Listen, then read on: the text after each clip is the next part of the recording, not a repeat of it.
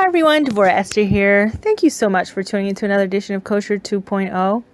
And as always, I just want to give a big thank you to Hashem for his incredible mercy and his kindness in allowing me to do this and to help me get the information together to bring to all of you. I want to dedicate this broadcast to my eldest son, Eliyahu David, who suffers from type 1 diabetes and kidney failure unrelated to his type 1 diabetes.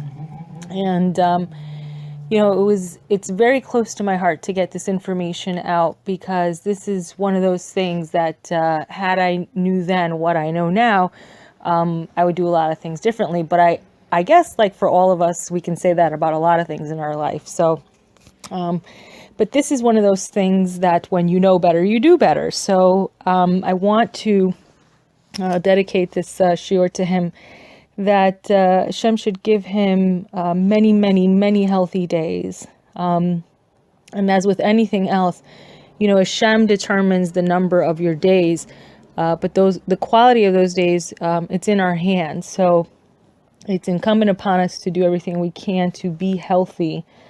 And part of today's broadcast is helping you to be healthy from the moment you're conceived. So we want to get this information out about some things that you should really know about nutrition in pregnancy, in particular preconception nutrition. And there was a study from the University of California in San Francisco that stated that 1 out of 33 babies are born with either a physical, emotional, or a mental defect. And that's, a very, very scary number, considering that they estimate that those numbers the ratios will greatly increase. So that's something really, really that, we should all have in mind when we're starting to plan our families.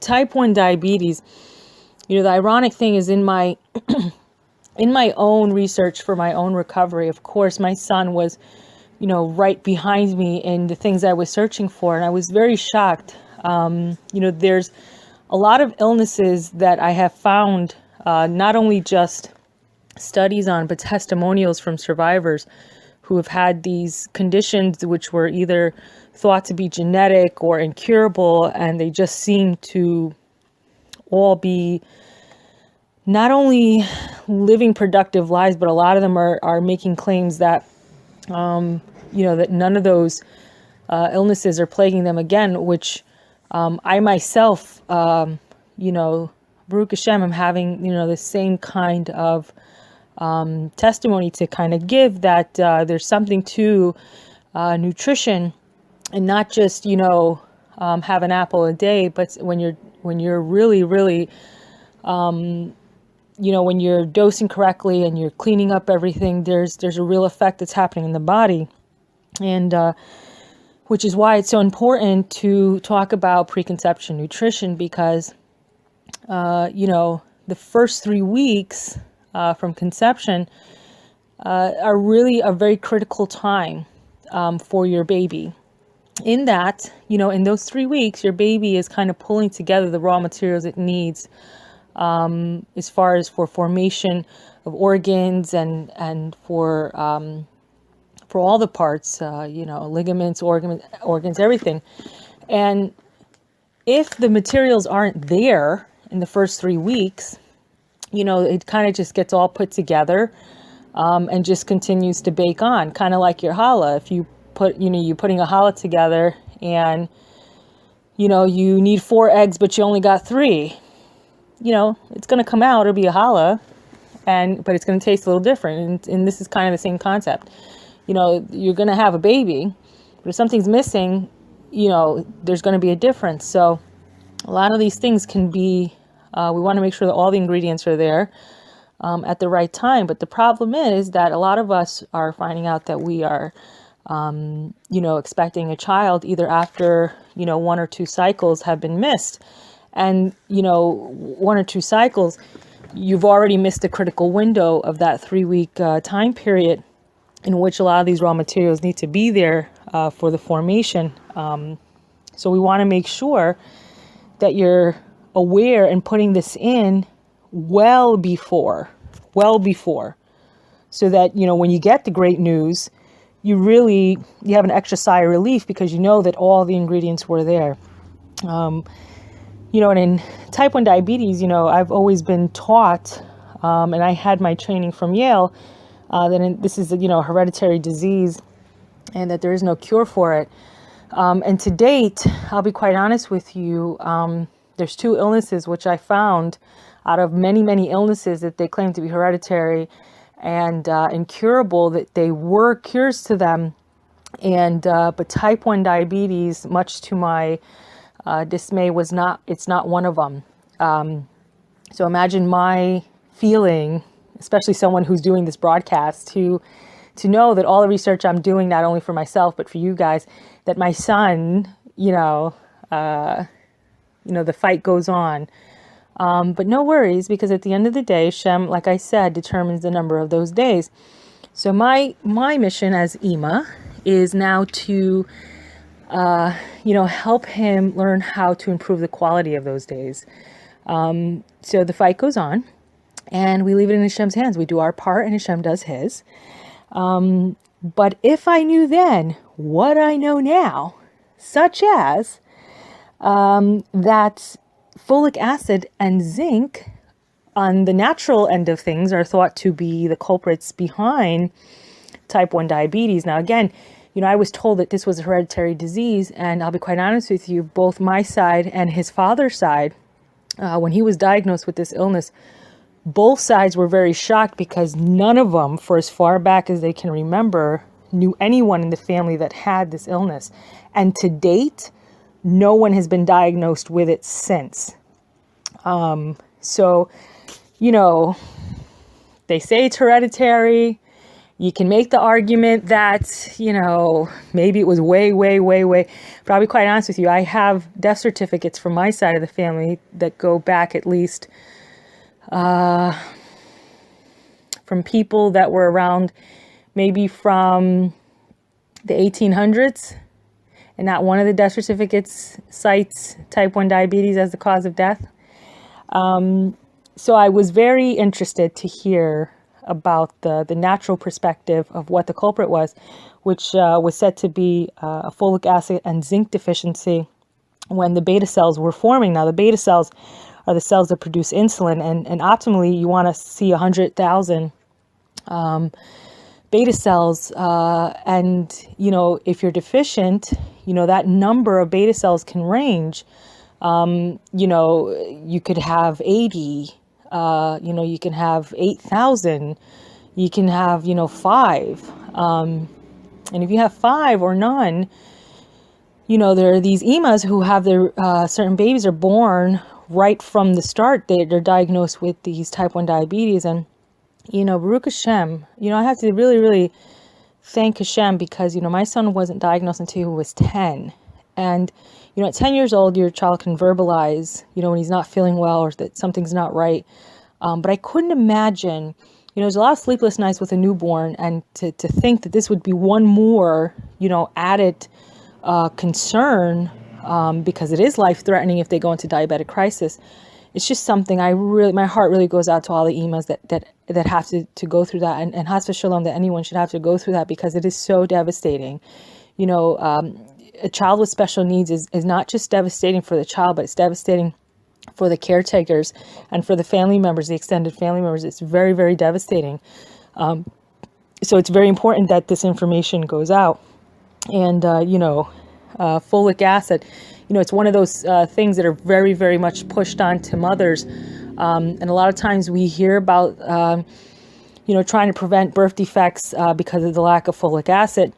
And, zinc is another one that I don't think, I don't recall ever being, when I was pregnant, that anyone mentioned a zinc deficiency. But folic acid and zinc, it seems like that combo is very, very, it almost seems like very notorious when it comes to the babies. And another, thing that it's been linked to is the lactose intolerance, which is the absence of the enzyme lactase, which breaks down milk products into lactose and glucose. And it's thought that that was also behind it too. Sickle cell anemia is another one. Now, sickle cell anemia and thalassemia are, they really are one and the same. And, sickle cell anemia is something that's, that gets attached with African Americans, and thalassemia gets attached with the Caucasians. But it is also said that zinc and folic acid combo deficiencies is thought to be behind that as well. So, there's also another issue of calcium. Calcium we talked about before in a previous broadcast, that there's like 2 different kinds of calcium. The absorption rates are different, and the absorption rates are rather low. They're not even that high, and a lot of people are not consuming enough calcium as it is.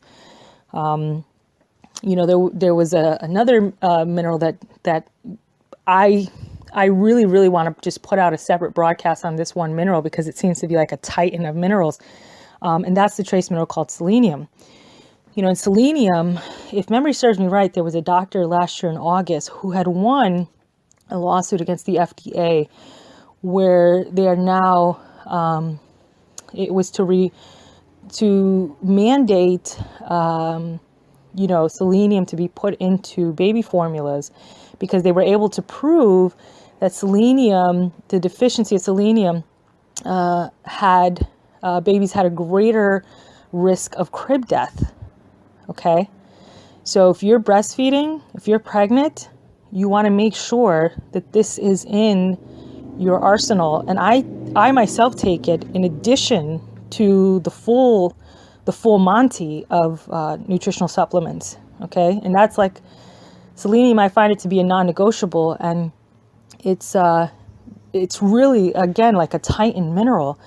And if you have any of these like muscular, MS, or like what I had, myasthenia gravis, you really, really want to look into selenium. And there have just been tremendous claims. I myself, when I started to look into it, when I was still ill, put it into my arsenal, and I can tell you, I'm one of those people who will have a crazy claim. But thank God it's been a year and a half, and those so-called, hereditary, non-curable illnesses just have not been seen since. And I'm just so grateful to Hashem for that. So, selenium is one of those things that you want to make sure that you have in your arsenal. And, the thing is that, like we said, there's this 3-week window of when you need these raw materials to kind of put it, to help put the baby together. And so, the question becomes, when is the time to start supplementing? And the truth is that, if you're Kallah looking to, you're looking to be a Kallah and you're putting your profile together, as soon as you hand in your profile, the next thing you should be doing is going out and getting these supplements. Okay. And I don't care if your wedding is like a year out. You want to make sure at the very moment that you can, that you're incorporating, this kind of nutrition. In addition to the fact, where we've talked about genetically modified foods, glucose and gluten intolerances, the importance of probiotic and enzymes, all these things, they play a part. There are women who, get pregnant, and either, they have a high rate of miscarriage, or, the baby's not attaching to the uterine wall. And, a lot of times on the nutritional standpoint, it's thought to be that gluten intolerance is the culprit behind that, because of the fact that, if you're not absorbing the nutrients because there's some kind of intolerance and it's just not breaking down and everything is just, it takes a lot of nutrients to sustain your life. Imagine how much more you need to sustain another life. Okay. GMOs are another one. I sent out the film to all the members of the broadcast. That was an hour and a half. And, I think it was towards the tail end, and it was really scary to see the side effects that some of these things had on the human body, especially when it comes to fertility. So it's very important, if you're looking to have a baby, if you're looking to get married and have a baby, that you should be taking some time out to seriously clean out your body and to make sure that you nutritionally support it. Okay. Now, if you're already married and you've already had a baby, then the question becomes, how much time in between? And the truth is that you should be giving yourself at least 6 months to kind of, rebuild, to clean out. But also, for postpartum, you want to make sure that you're, again, reducing the exposure to not only these, frankenfoods, but that you're also building the nutritional arsenal that you need for this breast milk. If it's not in there for you, it doesn't magically appear in the milk. Okay, these things have to be inside your body already. And if you're not putting them back, they don't come back magically either. Okay. And what happens is, if you're depleted, you have one child. Okay. So maybe you got away with that one. The second one, then you start to have issues. Okay. Pregnancies become more complicated, and so on and so on and so forth until, because you're going to start having issues first because baby's grabbing. And really the pecking orders, if you have like these parasites, if you've been exposed to a parasite, or, the parasite eats first, then baby, then you. Okay. It's like, it's a pecking order, and it's not the highest, the biggest one on the food chain wins. It's actually, you're the one that's going to be, low man on the totem pole. So, the more that you're conceiving, you've moved on to your fourth or fifth baby, and you're not putting it back in. Not only are you running into trouble, but now your baby is starting to run the risk of some kind of, of mishap, heaven forbid. So we want to make sure that this information is like getting out there, and that people are really, really, really keeping this in mind when they're starting their families, or looking to bring another one into the family. And, motherhood is a wonderful thing, and hopefully, everyone should experience it. They really, really should. And I really, my hope is that Hashem would, allow every mother to know what that is. But, when you have a baby with special needs, it really is a tremendous toll, not just for the child, but for the caregivers as well, but even if you have, you should have everything good. Everything should be going well, right? Because that's the expectation. You got through, everyone came out, everyone's doing good, Baruch Hashem. You still need energy, and you still need to have your reserves up and going, because you don't want to find yourself at more risk for postpartum depression. When you're having your baby, as many of us know who've had children, there's a lot of things going on in the first few weeks and months of postpartum, and you have a lot of hormonal changes. In addition to that, there's little to no sleep, which it's all good, I guess.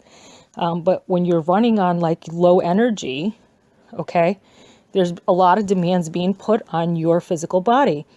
You need energy to keep up with the baby. You need energy to just function, period. And your body is hopefully producing enough milk, and, everything has got to go back to normal. And there's just a lot of things going on, and it's a lot, it's a lot for your body. It needs a lot to sustain you. Okay. It needs that much more to sustain another life. So we really, really, really should,